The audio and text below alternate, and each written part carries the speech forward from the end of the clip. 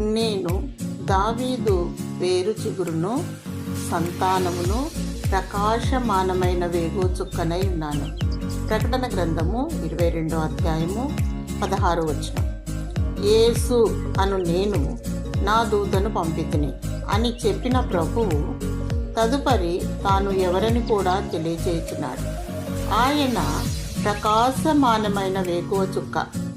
సముద్ర ప్రయాణంలో నావికులు వేకువ చుక్కను చూచినప్పుడు బహుగా ఆనందించుదురు.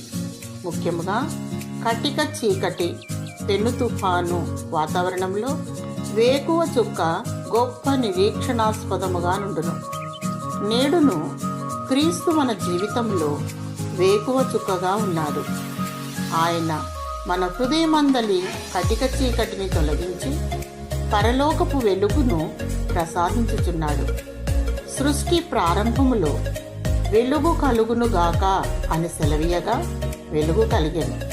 అది అంధకారంలో నుండి వెలుగు ప్రకాశించునుగాక అని పలికిన దేవుడే తన మహిమను గూర్చిన జ్ఞానము యేసుక్రీస్తునందు వెల్లడిపరచుటకు మీ హృదయములలో ప్రకాశించెను. దేవుడు నిన్ను ప్రేమించి విశ్వాస యాత్రలో విజయమిచ్చునుగాక.